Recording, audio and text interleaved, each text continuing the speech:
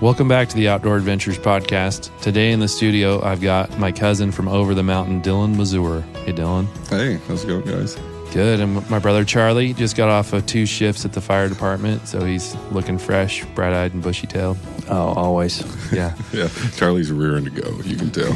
Yeah, and we're going to talk. Dylan came over in a blizzard last night, so he got, about a 7-hour car ride from Redmond? Yeah, I mean, it's like when you're driving over the pass like that, it's like, oh, should I take 20 or 22? It's like, would you rather be shot or stabbed at that point? Yeah. Do I want to go 7 miles an hour or 12? Yeah. How many people? Yeah, we were coming down one grade right there, and then it's just all of a sudden somebody just panics and pulls in the middle of my lane. Yeah, it looked pretty hairy, but he got here in one piece, and that was good. And so Dylan, just to describe him, so if Chuck Norris and Andre the Giant had a baby, it would be Dylan. And so he's an imposing figure. He was born with a bow in his hand, a compound bow, and he's been hunting for a long time. And kind of the first time I ever shot a bow was his bow, and messed my elbow up. My wife still complains about it it was only 2 or 3 years. You don't go straight to like an 80-pound pole with no. You didn't have a trigger back then either. It was just 2 fingers, I think. Well, I had a release. It was, Did it? Yeah. You shot I can't remember how old I was. I think I was like 13, but yeah. I was a pretty big kid. Yeah. And I was not. How old are you now? I just turned 27. 27. So, yeah. I don't know. I would have been 30 probably. Yeah. At that time. You were not seasoned for that at No, the time. I'd never shot a bow before. And then I'm trying to shoot some balloons he's got out on the target. But it was fun. And now we've kind of gotten into the archery thing a little bit off and on, and Dylan's showed us some stuff this year. And so we're going to talk about those stories. And I mean, I think before we dive into that, tell us like your earliest hunting memory, or like a memory that just really sticks out in your mind of like, oh, I want to be a hunter. Well, I remember, like, way back, like, when I was really, really little, my dad used to put me in a backpack, and we'd just go out and we'd jump ponds, just go duck hunting and stuff like that. And I just remember the earmuffs and, like, literally being in a backpack and just, like, splashing through the mud and going out there and shooting ducks. And it definitely was a big, like, it was a big deal, like, for me. Just, it was exciting. And I always loved wild game meat. Yeah, and your dad, I mean, there was no way you weren't going to be a hunter. I mean, him and Uncle Joey were always duck hunters, when they were growing up and stuff. Like, they were big duck hunters. Yeah, I think it was either I was going to be a hunter or I was going to be put up for adoption, Yeah, exactly. It's like you did not really have a choice. Yeah, voluntold. Yeah. And they dabbled in some taxidermy, too, when they were younger. They had all those heads down in Grandma's basement, and then they had a bunch of ducks and geese that they did. Yeah, my dad still does some ducks and geese. Oh, does he? Yeah. Oh, that's cool. I didn't know he still did it. Yeah, just for himself, but yeah, that's cool. Yeah, it's a good skill set to have. Well, why don't we get into the hunt from this year? So Dylan took us on an elk hunt, and an elk area that he knows well, and he scouted this herd for a long time and kind of knows their patterns, as much as you can know an elk's pattern with a 20-mile radius or whatever. So they're going to be here or there or whatever. And Charlie and I had no. So first of all, let's back up. Season had already started. I was not very smart this year and didn't buy my sports pack. And so then you buy an elk tag after season starts, and it's $75. So, but worth every penny. So, we get over there, and Dylan has some connections with some moonshine, and it's pretty tasty stuff. And so he was going to get us a bottle of moonshine. Yeah. But let us know how that worked out. So, long story short, I had a jar of apple pie. So I got to my house. It was fairly late in the evening. I think it was about 8 o'clock. You guys weren't going to be there until, 11? Yeah, we were coming over after work over the mountain, yeah. My dog was barking, not going to lie. Well, there was someone in the neighborhood who was very, very unhappy about that, and he was very intoxicated. I was not. So I got out of my pickup with a jar of moonshine, and I basically got my butt chewed and then got punched in the face and dropped the jar of moonshine. And then, the ladies, or the guy's wife showed up, and he was taking a nap in my yard. Yeah. It was a good time. So I had to explain to my cousins on why why my entire driveway smelled like moonshine. Don't step on the broken glass. Yeah. Well, and we'll post a picture of Dylan, but he's not a guy you want to sucker punch. So I'm just going to go out and say that. Like, I mean, he likes to let people have that first punch, and then he'll take it on the chin, and then they usually don't wake up from his first punch right away, you know? So, I mean, I don't know how many encounters you've had, but you're not a guy I would come up and just punch in the face. It wasn't a smart move by this guy. Yeah, I mean, I think it was just bad all around, but it's moonshine under the bridge, you know? Yeah. But yeah, no, that first weekend when we went out, that was a ton of fun. Oh yeah. So let's get into that. So me and Charlie don't know what we're doing. And one thing I think Dylan enjoyed messing with us is he had, you know, his tube of elk pee, you know, and we're outside. It's 4:00 in the morning. It's dark. We got our headlamps and little flashlights and stuff, and we're getting ready to walk into this elk area before first light. And he's telling, you got to put the elk pee on, you know, and so we're putting it on our boots, and he's like, oh no, you got to get it all over your pants. And so he's basically trying to get us to bathe in this stuff, and he kept telling us it wasn't enough. Yeah. So I don't know how important that was, but we definitely listened to you. Yeah, I mean, I think it definitely worked. You know, you can't like. So it's not even actually real elk pee anymore, because you can't use like real elk pee. You know. So it's like the synthetic, and it smells worse. It really does. But they totally went for it. I loved it. It was an amazing experience. Oh yeah, we had a great hunt, and then we also, after the hunt, we went into Sisters to this bougie breakfast place with that scent of that elk, synthetic elk urine, and it was the place that had, you know, like rosemary biscuits and all the fancy. It was good food. It was excellent food, but I felt sorry for everyone in our circle. I mean, I kind of felt bad for him, but I mean, if you looked at us, you'd kind of think that we smelled like that. Yeah. Like we were dirty. We were covered in camouflage. We were wet. It builds character. Yeah. Charlie, what were you thinking that first morning? What were your expectations? I wasn't really sure. I haven't done a ton of elk hunting, and I've never been on had an elk come to me. I've always had to try to find them. So I didn't have a ton of expectations. I thought maybe we'd hear a bugle or something, but yeah, it was awesome. Yeah. So let's get into how that hunt transpired. So we're walking down to where we were going to hunt, and in one of the areas where you think the elk could be holding up at, and you're hitting some locator bugles. Yeah. I don't know, maybe every 500 yards, maybe 1,000 yards. I don't know how often you were doing it. Yeah. We pulled up and parked, and I know that herd fairly well, and I have a pretty good idea of where they're going to be. And then, so ripping locator bugles like about every 500 yards or so, but we're walking into the dark and really, really early, like a long time before daylight. And as we're going in there, we get to that last little area that I know is a pretty good hot spot. I wanted to be set down before I let that last bugle go. So we lay down, and I got Charlie to my left and Sam to my right. We're laying there on our backs, and I ripped that locator bugle, and the woods just erupted. Like, that bull was on fire. And yeah, I mean, I know that herd pretty well, but come to find out, that was a new bull that had just moved into that area. But it's like 300 yards probably away, that first call, and that locator bugle, like, he just responded back just mad as heck. And I just remember, like, oh man, this thing's just going to come on top of us in the middle. Like, we're in the dark, just laying next to this pine tree, and I'm like, all right, well, here you go. And then that gentle game of, like, we had probably 45 minutes, an hour before daylight of not wanting him to lose interest, but also not wanting him to, like, wind up in our laps in the middle of the night in the middle of the woods. So, like, trying to play that gentle, like, balance of, because, you know, obviously elk do bugle in the middle of the night, but they're not going to bugle once and then get hit with another bugle. Like, oh, I'm going to be quiet until daylight now. Like, that really doesn't happen. So, like, trying to keep him close enough without him, like, knowing exactly where we are. That That was wild. It was really a cool experience. And from what I remember, that first bugle was pretty faint. Like his first response, he was maybe a ways away. And then you're like, I'm going to try another locator. And then all of a sudden, it felt like he was right in our lap, you know?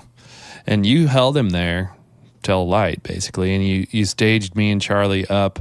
I don't know, what were we, 50 yards in front of you, maybe? Yeah, you guys were about 50 yards in front of me, and then Char was behind that little bit of, we got a little bit of brush and then that good tree. But, like, you know, you always want to be super hidden, but sometimes you'll hide yourself too much to where you won't have a shooting lane. And then I got you set up off to the right, and I figured he'd either come around that bench to the right or the left, and one of you guys would get a shot. And then I dropped back down into the willows. I started breaking trees, and then I hit him with that challenge bugle. And he did. I mean, he was fired up. He was really fired up. Yeah, and I don't think, since Charlie and I don't have that much elk hunting experience, we didn't realize how good of a bull he was. You know, so Charlie was the first one to see him.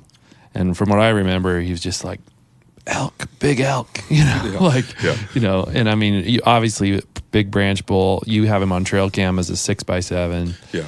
And I thought he was a true 6 at the time, but I mean, obviously it was like fleeting moments. There was kind of a bench between us and him, and he was at like 150 yards. And I just remember he just didn't want to come across that bench. Yeah. That's where like a decoy makes like a huge difference. Like they'll come into that, like, you know, verbal confirmation, but, sometimes it just need a little bit more just to close that gap. So, like, if you had a good decoy set up there, you know, that's where it's, because he could hear me back down in the bottom, but he's thinking, like, well, if I can hear him, I should be able to see him, especially because I was cow calling and bugling all at the same time. If there's a herd of elk over there, I should be able to see something. Even one of those cow decoys would have probably been something. Yeah, exactly. Yeah, that would have made a lot of difference there. But, you know, hindsight's 20/20. You never know exactly what you're going to need out in the woods. Yeah. But... So we're keeping him, you're keeping him, we're just kind of along for the show, maybe 150 yards, and maybe he'd come a little bit closer, and then he'd go a little further back, and we're doing that dance, and it felt like a couple of hours maybe. I mean, do you think it was that long, or do you think it was less than that? I don't know. I bet, I mean, from when we first heard him, because he was a ways away, and then he cut that distance quick. Like, he came running, and... yeah, we probably messed around with him for a couple hours. So we're doing that, and then we start. He starts to seem like he's going to go away from us. So you're like, "Hey, we gotta pick up the pace, and let's side hill him and try to catch up." And you're trying to slow him down, and you ranged him, or I ranged him at like 115 yards is where we had him. Yeah, but still not really a shot we were going to take. Yeah, but we were still working on him, and then something else happened. Yeah, I mean, well, it's kind of hard.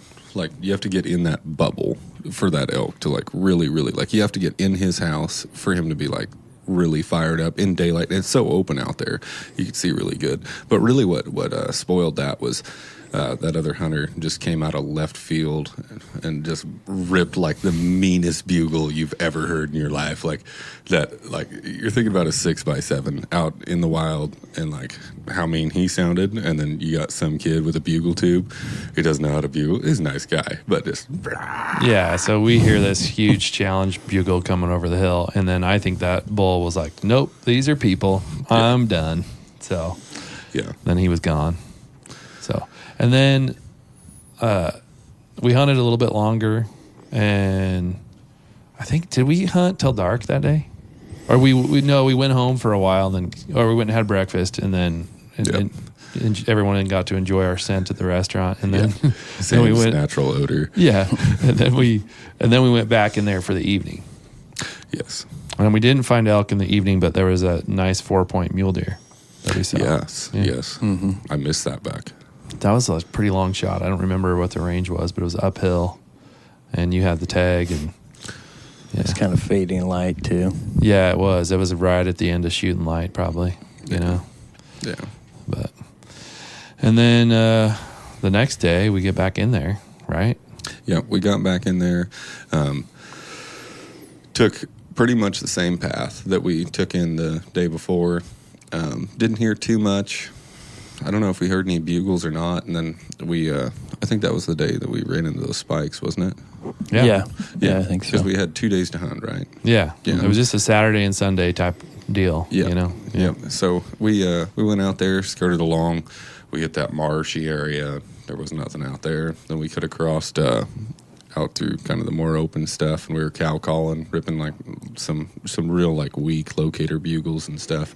And as we're walking along, we just walked into these two spikes, and I think they were at like 70 yards. Mm-hmm. Yeah, and you were about 30 yards ahead of us. Yeah, so I was at 70.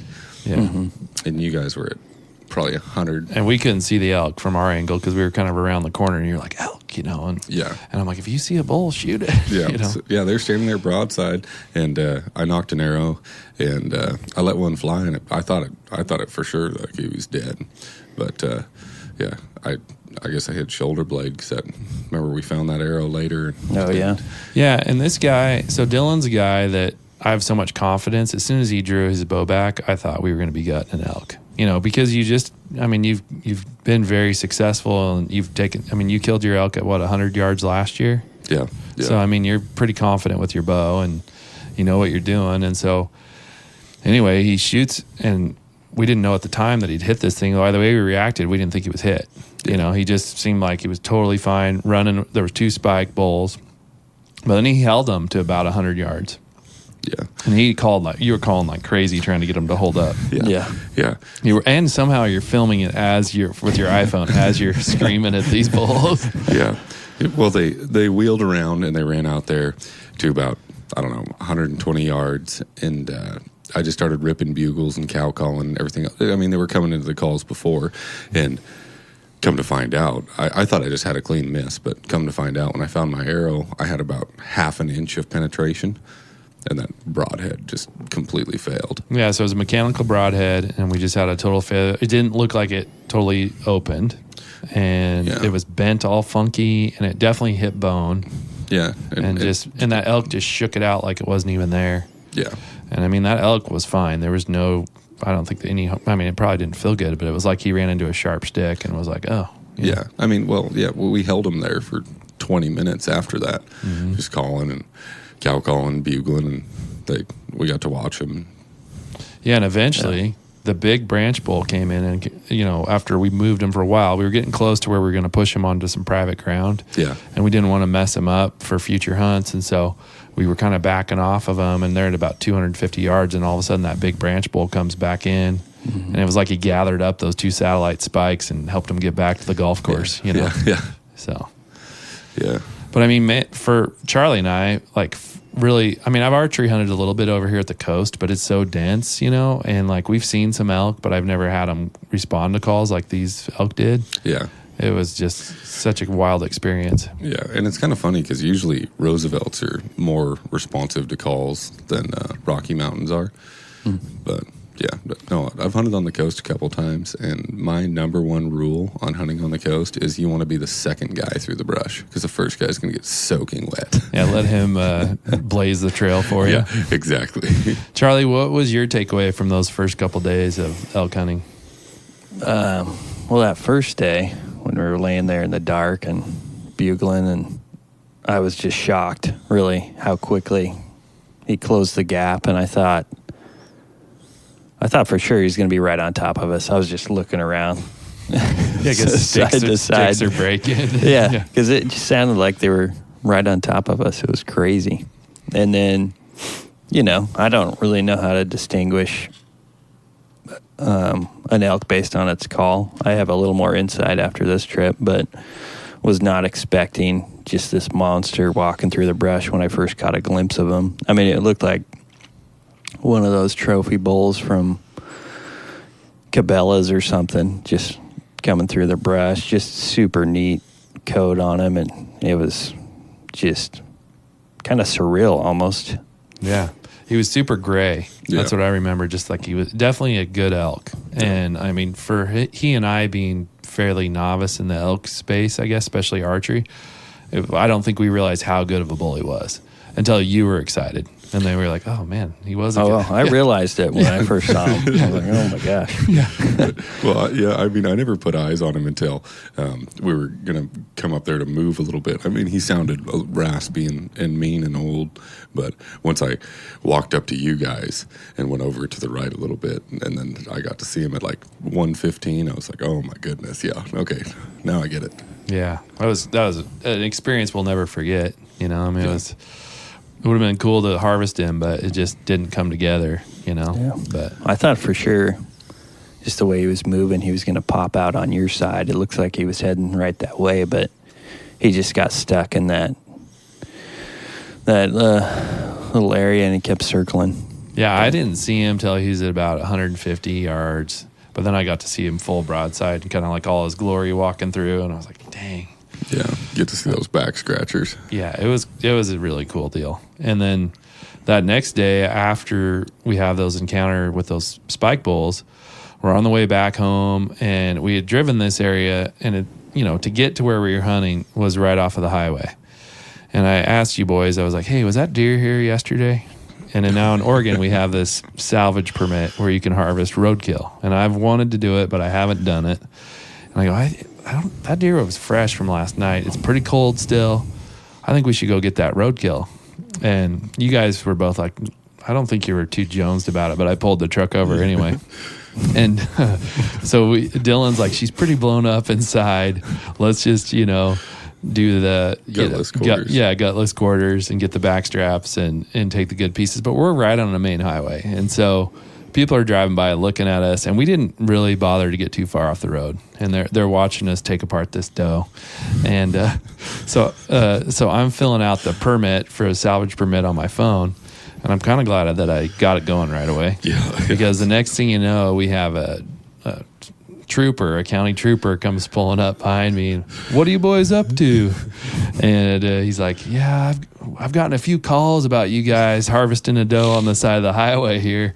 And I'm like, oh, we're just doing a roadkill salvage, you know. And I showed him the permit, and we salvaged her, and we ate a little bit of that backstrap. And I've still been eating on her, and I'm always a little nervous, but she tastes good. And, yeah. You know.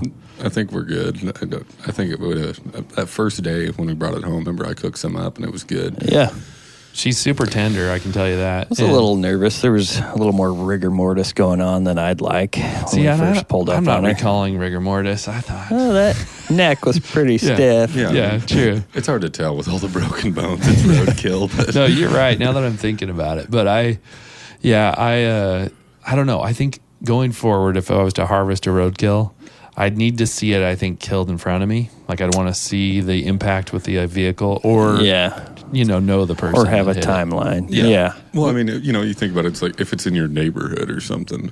Yeah. But we had driven there every day. Yeah. And so I knew she was killed the night before.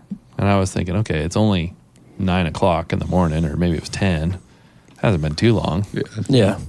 So, anyway, I'm still eating on her.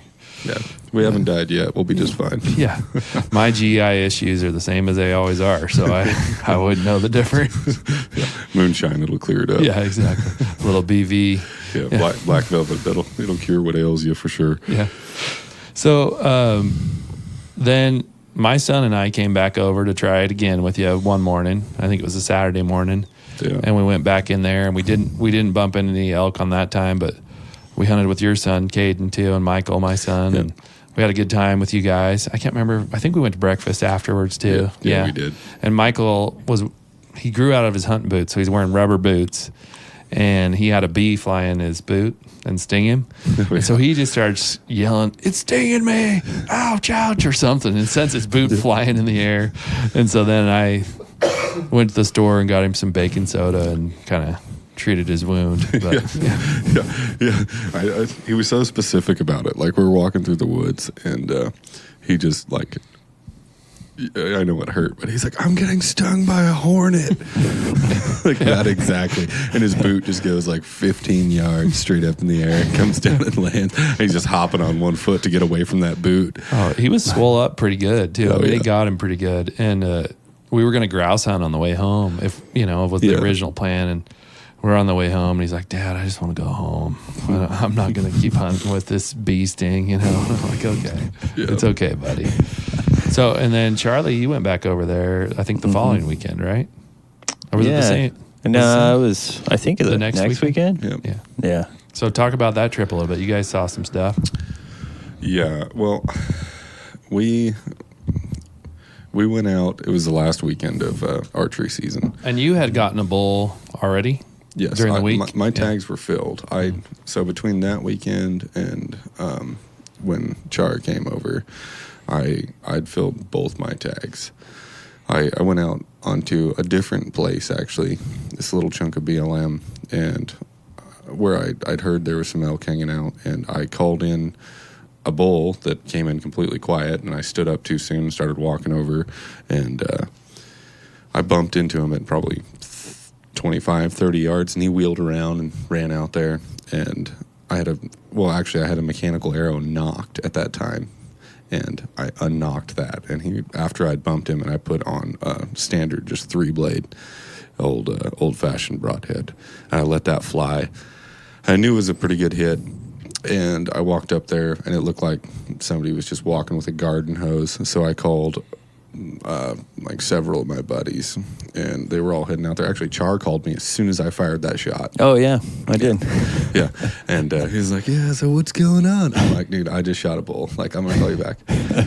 But once after I saw that arrow hit that bull, and I went up there and checked the blood trail and stuff. I'd called all my buddies. We were all heading out there, and actually tracking in, we got about 200 yards down the blood trail, and this group of like mule deer bucks stands up at like, I don't know, 50 yards, and there was it was a decent buck, and I was like, screw it. So with the same night, within like 45 minutes of each other, I filled my elk tag and my deer tag, but I ended up shooting that 5-point bull and that 3x4, and. But yeah, when that's a good night. Yeah, it was a good night. A little bit of late work. Night. Yes. Yeah. I had 4 buddies, luckily, so we made the elk in one trip, and then I packed the deer out, and then so we went back to that spot actually when Char came over, and I think I shot my bull on a Tuesday, and we went out there on Saturday, my buck and bull on a Tuesday, and went out there on Saturday, and you came over, and we went out for an evening hunt the first time. Oh, yeah, so maybe we went out Friday night? Yeah, it was Friday night, it was, and we went out there, and we go down, I'm like, oh, there's some deer down there, and as we walk down through this little ledge, and we get down in there, I realize that there's about 3 bucks, and this is about 200 yards from where I shot my deer. There's about 3 bucks that I could fit my buck inside of, and one of them is just like 190, 200-inch mule deer, 4x4 with droppers, like. Yeah, Charlie's still talking about those drop tines. Every time I talk to him about hunting, he's like, "We got to go back there." I mean. And I'm not talking about like a little drop time. I'm talking about like a Red Bull can length. Like it was a good one. They were like, yeah, it was crazy. I've never seen a group of bucks like that together. It was unreal. Yeah, that's when I realized I shot the baby. and you shot a nice buck. I mean, there's nothing wrong with the buck you harvested. Yeah, it was a 3x4 with eye guards, and like he's like 19 inches wide. But how wide do you think that biggest buck was? I don't even want to think about it, really.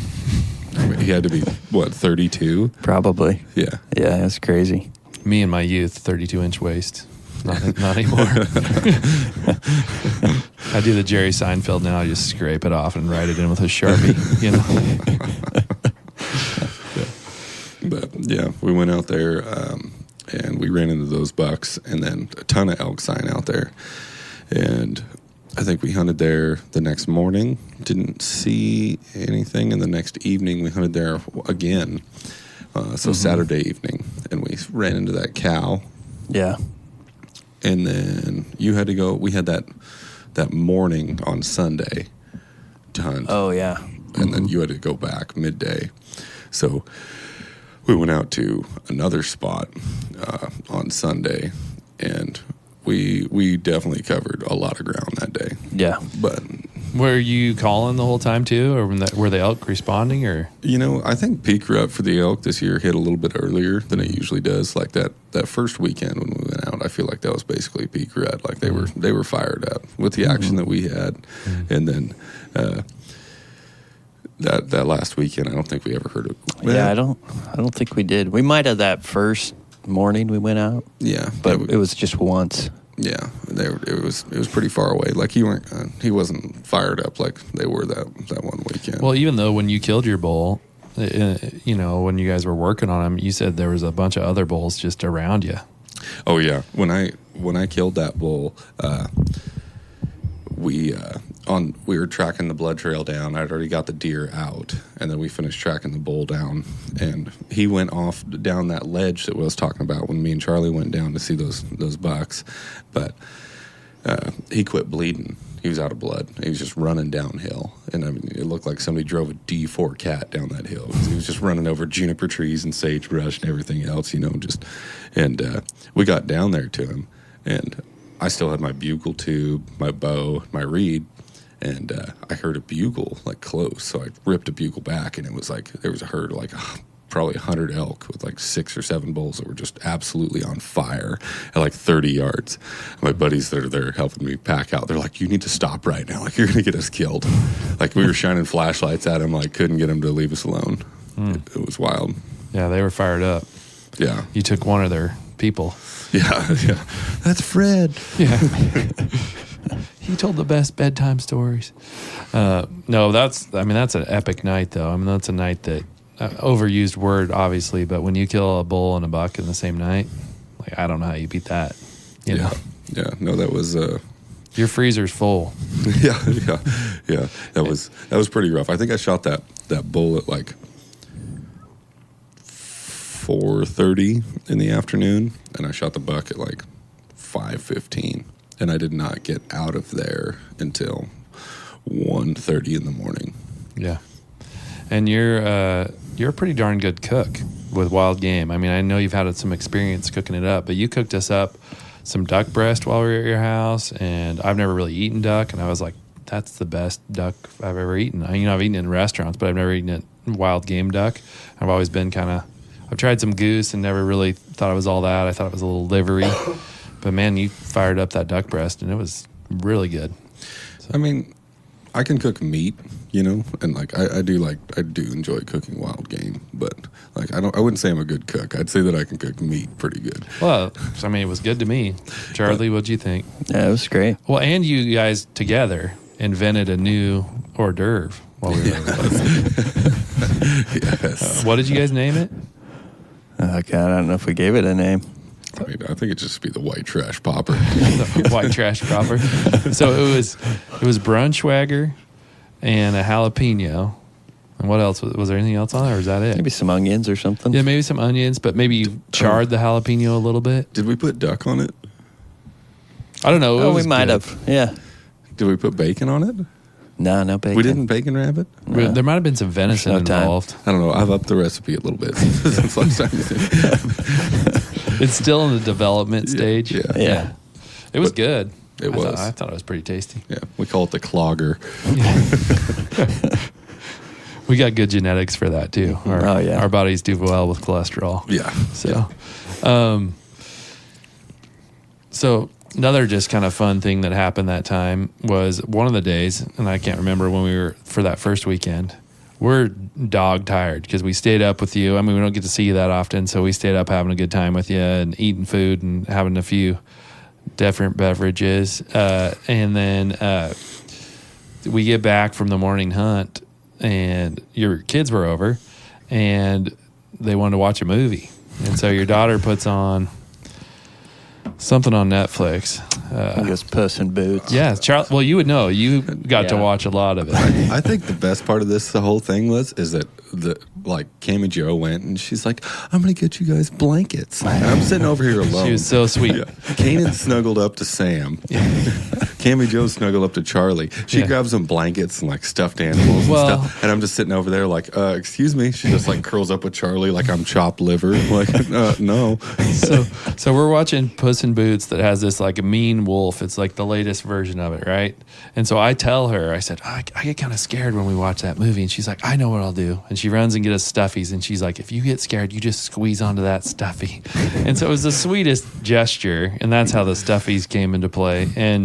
But she was huddled up to Charlie, and he's barely keeping his eyelids open. So every time he'd about fall asleep, she'd be like, "You're gonna miss this part." And he'd be like, "Oh, okay." And she just would not let him go to sleep. It was the cutest thing, and and then I'm doing Legos with Kanan, and all of us are just beat tired. We just want to take a little nap, and the kids weren't gonna let it happen. We all got a little bit of sleep time in, and except for Kanan, he just kept playing with that Lego while we were sleeping. But then I remember waking up and I see Charlie and Cammy Joe, and she is just passed out, and he's passed out, you're passed out, and your couch has this recliner, and her face kept falling in between the two things, and I'm going, they're going to unrecline, they're going to smash her face, So like I kept grabbing her head and moving it until everybody finally woke up. But that was fun. That was just as good of a memory as the hunting was hanging out with your kids. Yeah. Well, that's like the first time you really met my kids. Well, yeah, maybe a couple times before that, but not a lot. Just kind of in passing. Yeah. Yeah. That was fun hanging. I mean, they're good kids. They were a lot of fun, and they loved on us a little bit. It's something like, how I was telling you this on the way here, and kind of like how she dogged you and got us blankets and stuffies. It's like your own kids are kind of hard on you. So when another kid's nice to you, you're like, oh, this is how it used to be. It brings back those memories. So, this is what it's like when my kids liked me. Yeah, exactly. Before I alienated them. So anyway, it was a good trip. Yeah, the only way she let me nap is because she kind of had this, it was like Buddy the Elf plan. She's like, okay, after this movie, we're going to, I can't even remember what she said, we're going to play for a little bit, and we'll have a little bit of rest time, and then we'll make a snack. And she had this whole list. I was like, well, I'd love to do that, but I got to nap a little first. So if you let me close my eyes, we can do all that other stuff. And she was like, all right. I just got a kick out of her waking you up the whole time too. I loved it. Bargaining with a 4-year-old. You're not going to win that one. And she's so sweet. Like, it's not like you're going to say no to her, Yeah. Like, it was clearly not her first time watching Puss in Boots, because she was like a broadcaster. Every scene was like, okay, this part. Yeah. You're going to miss a good part. Yeah, that was funny. Well, I mean, it definitely gave us the elk bug. And so I already had some reed calls, that I had tried to use in the past. And so Dylan talked us into going to the archery shop local to him. He's got a cool archery shop out there. And we went and bought some new calls. And then I tried to learn from him because he's a pretty good elk caller. Sam is an expert with a reed, let me tell you. Yeah. I don't know what I sound like. Maybe more like a weasel, something in the weasel family. You know that like meme, that really famous meme with a goat that just goes, blah! Yeah. That's me. Yeah. So I've been trying to work on it here and there, but I got a long ways to go. I mean, how long have you been calling?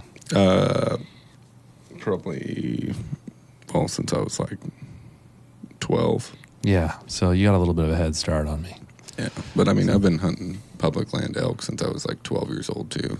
Yeah. But I mean, I was worse than you when I first started. Well, that gives me hope then. Yeah. And I've watched all these YouTubes, and it looks so easy when other people are doing it. But I would just say, start with like the softest reed that you possibly could. Get used to that latex in your mouth, and it's usually like a spike bull or cow call reed. Mm-hmm. So you kind of figure out like your tongue pressure from there on your different pitches and all the bugles when it comes to that. Like the Primos makes a really good one. It's white with a little orange top. I used to buy them at Buy Mart. That's kind of the one that I learned on. Okay. Yeah, maybe I tried to get too fancy ones. I don't remember which ones you talked me into buying, but... Well, yeah, I use Phelps now. I really like those Phelps reeds, and I have that Phelps bugle tube. And yeah, your kids were even making fun of me on the way home when I was trying to do it. Yeah. It wasn't impressive. Well, do we got any other stories we want to tell? Or do we hit it all? Do you got any other things you want to talk about?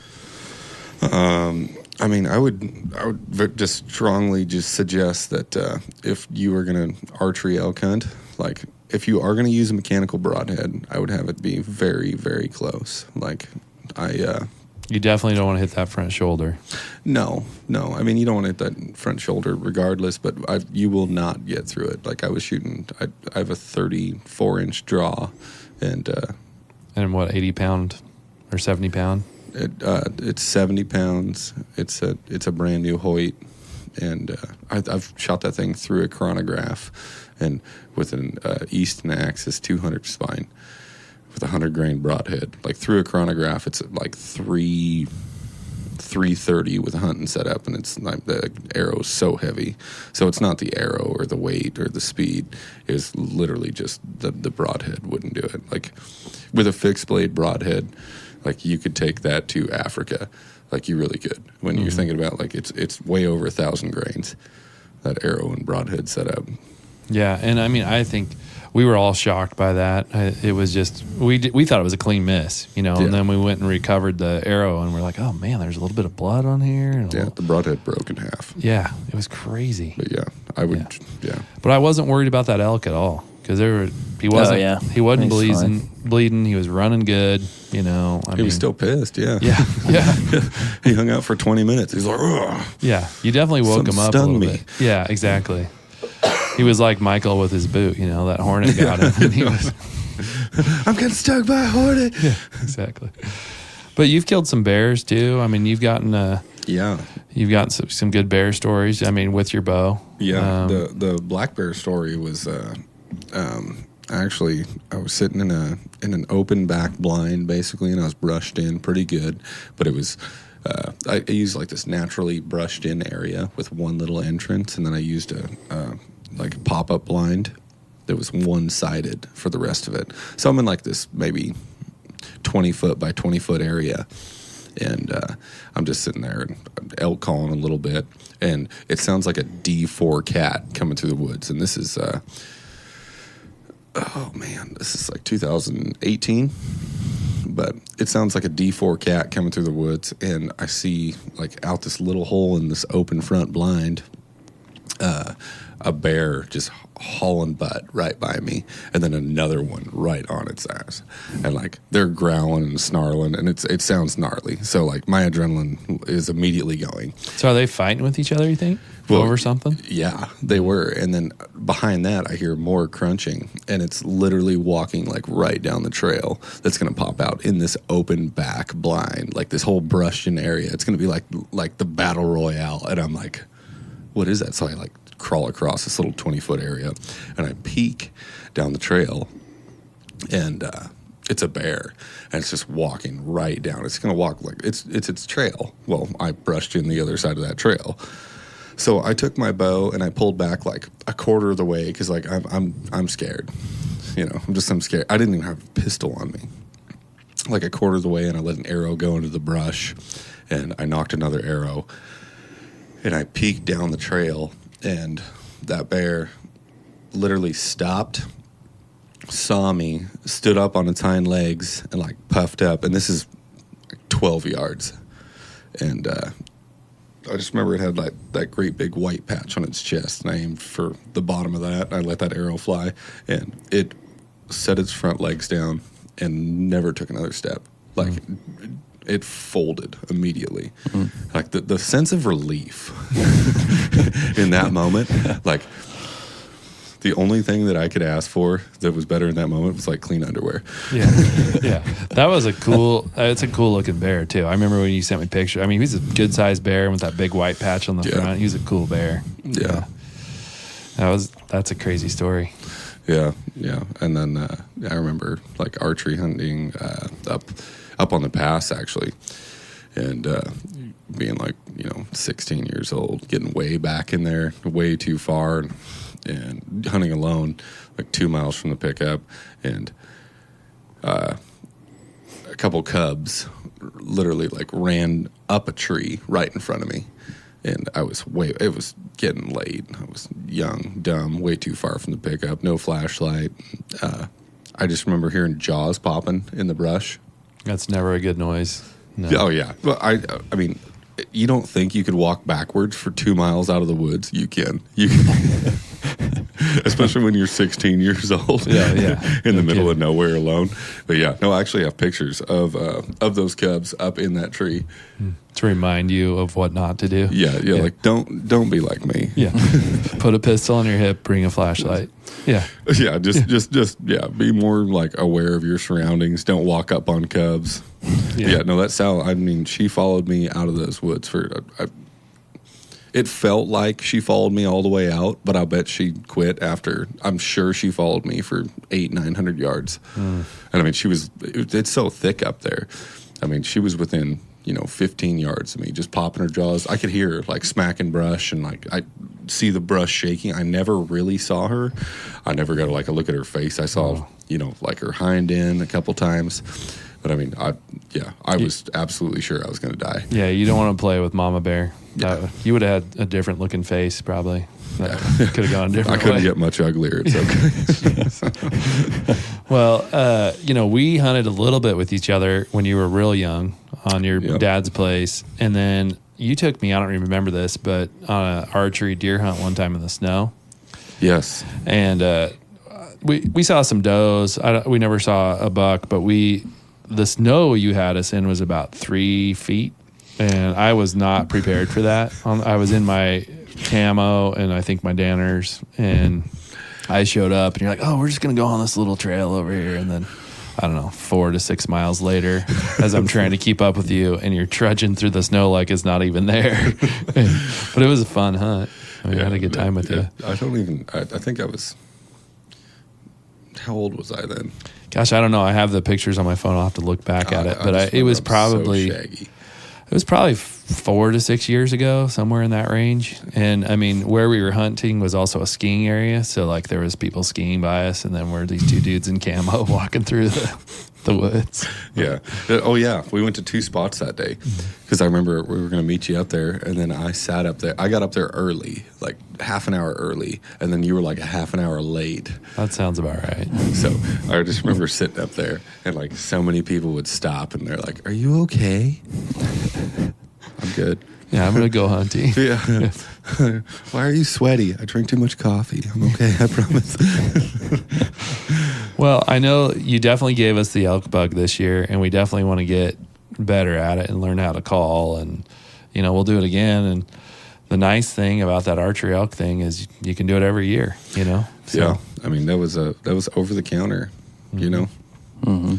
over the counter, public ground, and you got us on some elk. Yeah, I'll never forget those bugles. I mean that was really cool. Yeah. And I mean, even the last day of season when me and Char went out, we were into elk again. Yeah, that was super cool. Yeah, I think we got to allocate a little more time to it. Oh, for sure. Take a few extra days off and try to do a solid 4 days in a row or something like that. Yeah, because I don't know the biology on elk that well, but I got to think the range that they cover just based on trail cameras and my other buddies at elk hunt and stuff. It's like you see a bull on a trail camera, you may not see that same bull for 10 days, 14 days, 21 days. You know what I mean? Oh, yeah. And they're covering so much ground. Yeah, well, I mean, like in Central Oregon, it's crazy. Like the herds might move out of like the Grizzly Mountains and come all the way across like through the Haystack, like over by Haystack Butte. Like you're talking about huge, like vast. How many miles are you talking there? What's the range you think? I know like the elk will go definitely from like Warm Springs to Ochocos. Mm-hmm. That's straight line. You're talking probably 60 miles. Yeah. That's crazy. Yeah. And they might stay there for 2-3 months. Yeah, and Charlie and I have an rifle elk hunt. Remember we went on, I just think the one hunt together. Yeah. And we were in fresh powder every single day, and that was in the Ochocos. It was a cow tag. Yeah. And I had shot my cow in an area, and we got her out of there, and we went back into that same zone, and he had his nose on tracks, and he was probably 30, 40 yards ahead of me, and I could see an elk broadside on the hill. and I'm trying to get Charlie's attention. I'm throwing snowballs at him and sticks and anything, and I'm trying to get his attention. I'm like, elk, because he was so focused on the tracks. And he does see it, but he couldn't see the head. And obviously, you didn't want to risk shooting a bull when you have a cow tag. Yeah. And plus, it was like a hilltop shot, which isn't a good shot to take either, obviously. Old skyline. But then they started running, and Charlie, you know, being 10 years younger than me and in better shape his whole life than I've probably been, decides to dead sprint after these things. And I'm trying to catch up to him. And I mean, I don't know how many miles we went, but we crossed 4 different roads in the snow and it was chasing those elk. And I finally catch up to him and I'm like, hey man, I don't think we're going to catch them because they move pretty fast, you know? And I go, and if we don't backtrack our own tracks and the snow melts, we are lost. so we headed back after that one.